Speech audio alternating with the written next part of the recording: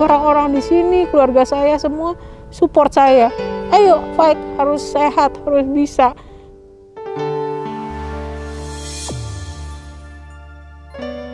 Nama saya umur 54 tahun. Saya berada di Lapas kelas 2A Tangerang, Lapas Anak dan Wanita.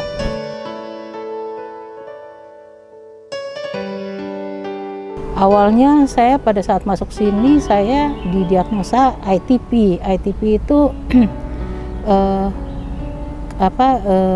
trombositnya rendah, jadi dikenal sebagai trombositopedia namanya.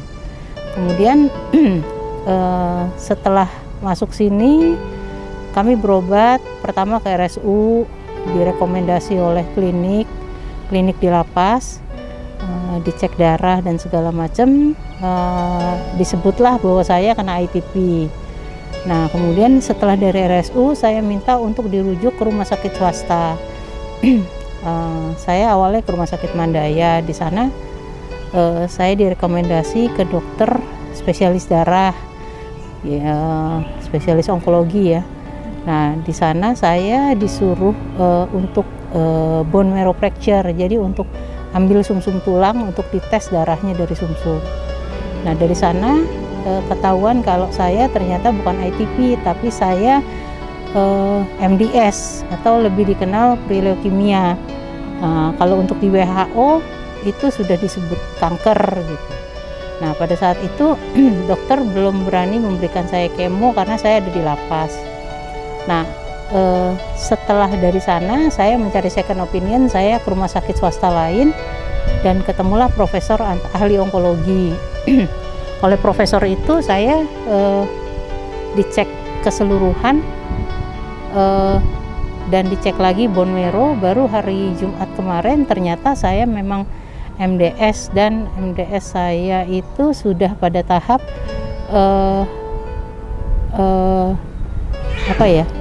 line H yang MDS line H gitu. Nah, di mana line H itu adalah kondisi yang pertumbuhan sel-selnya itu lebih cepat daripada yang biasa, sehingga dibutuhkan pengobatan yang lebih serius dan lebih aktif gitu.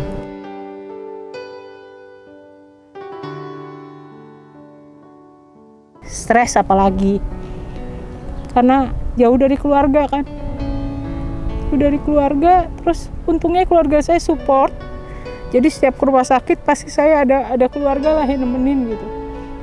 Untungnya orang-orang di sini, terlebih-lebih klinik gitu ya, dokter-dokternya semua welcome sekali gitu, maksudnya kasih saya motivasi, kasih saya support, saya harus begini, saya harus begitu gitu. Dan juga Kalapas dan staffnya semua welcome, maksudnya kalau saya mau berobat mereka langsung di ACC, langsung saya bisa berobat gitu.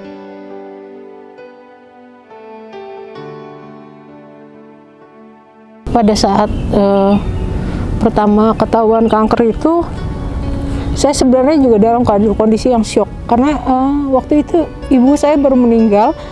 Beberapa hari kemudian saya didiagnosa saya kanker MDS ya, pre-leukemia. Nah, pada saat itu sebenarnya saya sudah nggak punya harapan untuk hidup rasanya, karena orang tua saya, mama saya meninggal. Jadi gimana ya? Tapi orang-orang di sini, keluarga saya semua support saya. Ayo fight, harus sehat, harus bisa. Di luar orang yang lebih tinggi stage-nya aja, yang lebih berat aja bisa sembuh, kenapa saya nggak bisa? Kan saya baru ketahuan gitu. Nah, itu yang menyemangati saya.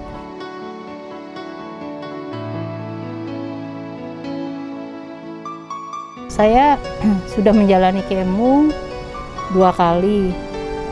Kemo saya, karena saya berada di sini, saya diberikan kemo oral.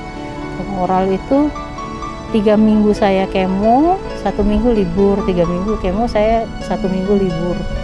Nah, pada saat saya sudah menjalani 3 kali kemo, tapi pada saat kemo terakhir kondisi saya drop karena saya kena infeksi pneumonia. Nah, kemudian di bone marrow lagi ternyata sudah stage-nya sudah berubah. Tadinya saya didiagnosa stage-nya 4. Sekarang sudah 4V namanya, udah naik stage yang tidak bisa turun lagi gitu. Sekarang kemonya dosisnya ditingkatkan dan saya harus berobat lebih sering dan lebih apa ya, lebih agresif untuk berobat.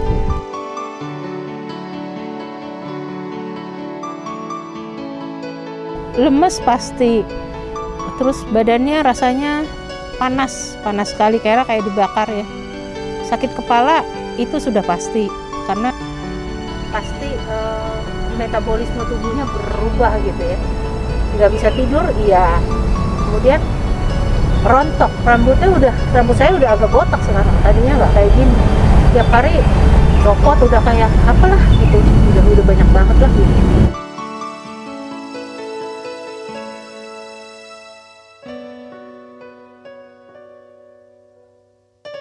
Sementara enggak, karena kan saya kondisi masih di sini ya, masih di lapas, jadinya saya ikut protokol dari dokter aja.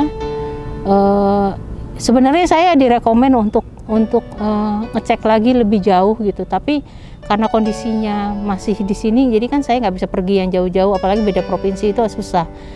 Cuman sekali kemarin saya harus ke Darmais karena alat untuk ngecek bone marrow dan biopsi itu adanya di Darmais. Dan itu di ACC oleh Kalapas untuk berangkat gitu. Tapi nggak dirawat jalan, nggak rawat inap, cuma rawat jalan. Tapi hasilnya mungkin sebulan lagi baru ada hasilnya gitu.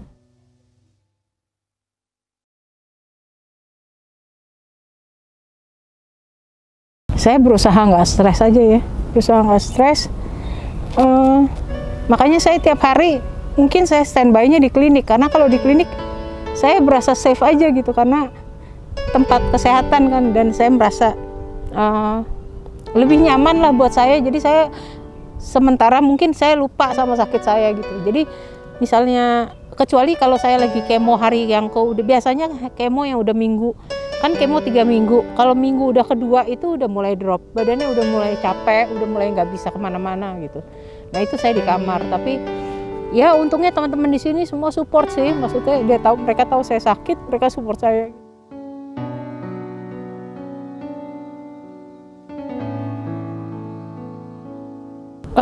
Mereka rutin datang tanya gimana kondisi hari ini apa segala, pasti ada, tiap hari ada yang datang tanya gitu. Dari klinik juga tiap hari ada yang cek gitu kesehatan saya. Makanya kalau saya udah di kamar, mereka yang datang ke kamar, tapi kalau saya bisa keluar, saya akan keluar untuk stay di klinik sampai tutup keong gitu ya.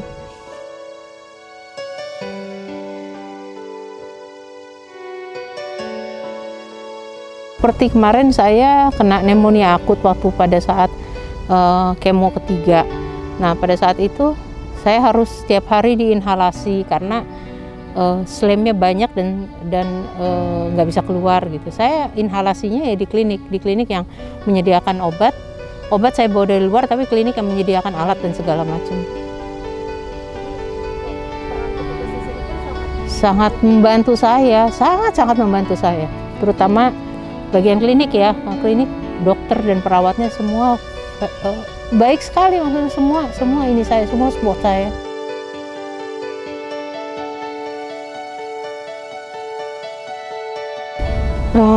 Saya dalam kondisi keterbatasan di sini saja, saya berusaha untuk menjadi sehat, untuk bisa melawan penyakit ini, karena di luar masih ada keluarga saya, anak-anak saya, masih ibu saya.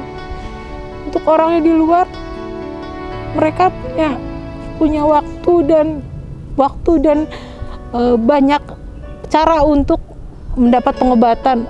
Ayolah, mereka lebih apresiasi dengan waktu dan kesempatan mereka untuk berobat gitu. Jangan disia-siakan waktu yang ada.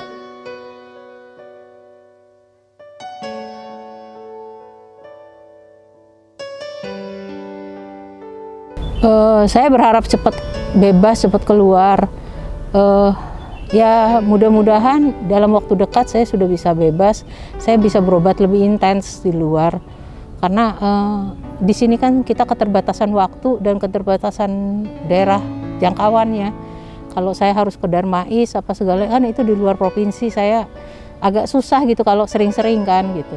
Jadi sementara di sini saya berobat ya di rumah sakit terdekat, rumah sakit swasta terdekat, tapi semua fasilitas ada di situ.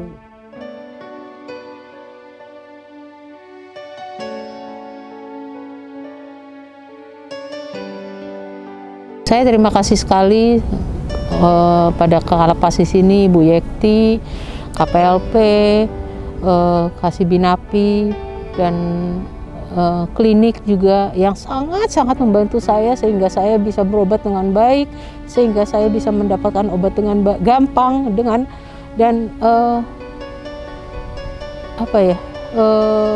yang mensupport saya juga supaya saya bisa tetap mau untuk kemo. Tadinya awalnya saya berpikir saya tidak mau kemo karena pasti berat buat saya di sini. Tapi akhirnya saya disupport oleh klinik yang ayo saya harus kemo, kalau enggak nanti nggak bisa sembuh apa segala. Nah itu yang bikin saya jadi ya udah saya harus kemo gitu. Ya terima kasih banyak untuk keluarga yang sudah support saya, suami, anak-anak saya, adik-adik saya. Ya, gitu aja. Halo, nama saya Dr. Yanti, saya bekerja di Lapas Kelas 2 Tangerang. Saya menanggapi hal yang tadi, tidak semudah itu pada saat itu pasien kami dinyatakan sebagai pasien kanker. Karena banyak sekali hal-hal yang harus kami hadapi pada hari-hari yang kemarin. Dari pada saat dia diperiksa di klinik kami, pada saat di BAP, kami sudah menjumpai bahwa pasien ini mengalami beberapa keluhan dan gejala, namun kami tidak menyangka sekali bahwa dia jatuh kepada penyakit kanker. Beberapa rumah sakit yang telah dilakukan pemeriksaan di sana menyatakan bahwa akhirnya pasien ini dinyatakan sebagai kanker. Sungguh hati kami sebagai tenaga kesehatan sangat sedih dan harus mensupport pasien ini untuk penyakitnya supaya kanker yang diidap oleh pasien kami segera diselesaikan dengan baik dan hasilnya juga sesuai dengan harapan kami, dan tentunya dari rumah sakit yang dirawat sebelumnya juga mensupport hal ini, Bang. Penyakit ini sangat unik ya, karena di lapas itu jarang sekali kami menemukan penyakit seperti ini, yaitu kanker. Kebetulan pasien kami ini adalah kanker darah. Jadi tugas kami adalah yang pertama adalah mensupport, yang memberikan motivasi kepada pasien kami agar dia siap untuk menghadapi penyakit ini. Salah satu yang kami lakukan adalah memberikan atau menerima konsultasi dari pasien kami ini kapanpun pasien kami ini datang ke poliklinik. Yang kedua adalah memberikan jalan kepada pasien kami ini agar beliau dapat memperoleh treatment dari rumah sakit, yaitu dari dokter ahli yang menangani hal ini.